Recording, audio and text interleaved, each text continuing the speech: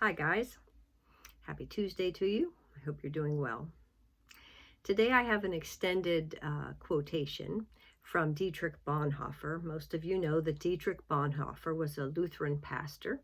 He was in Germany. He was a preacher, theologian, and he was part of those who dissented against Hitler. And he was arrested for his convictions and ultimately put to death in April of 1945. And he wrote a book called The Cost of Discipleship, about what it costs to be a disciple of Christ. Very powerful and kind of a classic book. And I encourage you to read it if you are looking for some meaty and inspiring devotions. But today, what I want to talk about is this beautiful quote about prayer that he has. And he says, he talks about morning prayer. The morning prayer determines the day. And I'll read it to you in just a minute. But you might have heard, it's very popular now to set your intentions at the beginning of the day. And for me, what that simply means is making sure not to just wake up and jump out of bed, but to take a few minutes to kind of set your intentions for who you will be during the day and how you will be during the day. And this extended quotation from Bonhoeffer, I'll translate it a little bit into our language and our world. Current, environment. But I really appreciate this quote because it reminds me every day to set my intentions for the day. And I wanted to invite you to consider this as well. So the morning prayer determines the day.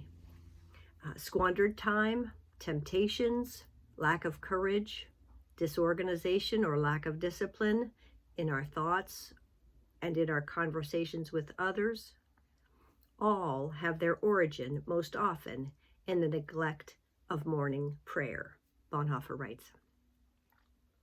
Order and distribution of our time become more firm when they originate in prayer. And by this, he's simply saying, set your intentions for who you want to be and how you want to be throughout your day.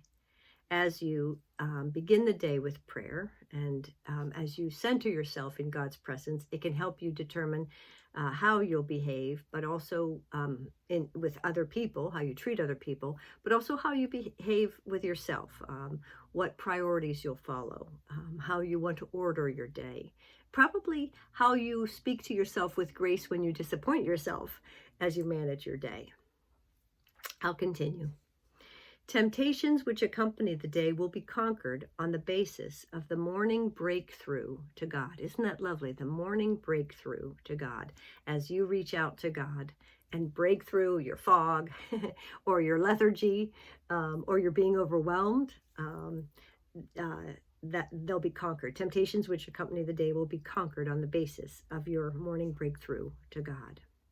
Decisions become easier when they are made in the sight of God. I love that phrase as well.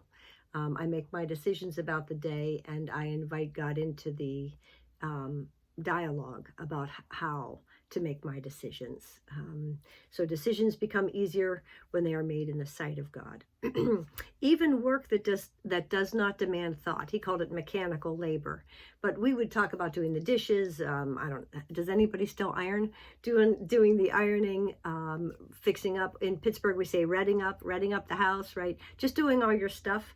Even work that does not demand thought is done in a more patient way if it arises from our conversations with God. And that's lovely, right? Can I be prayerful in all I do?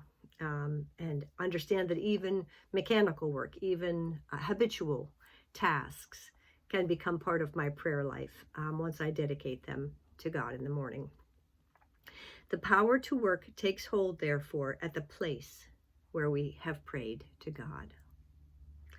God wants to give us today the power which we need for our work. That's from Dietrich Bonhoeffer. So I encourage you, consider new ways to draw closer to God, create those places for breakthrough, and help and make your decisions in the sight of God. And hope all is well, and we'll keep in touch. Take care. Bye-bye.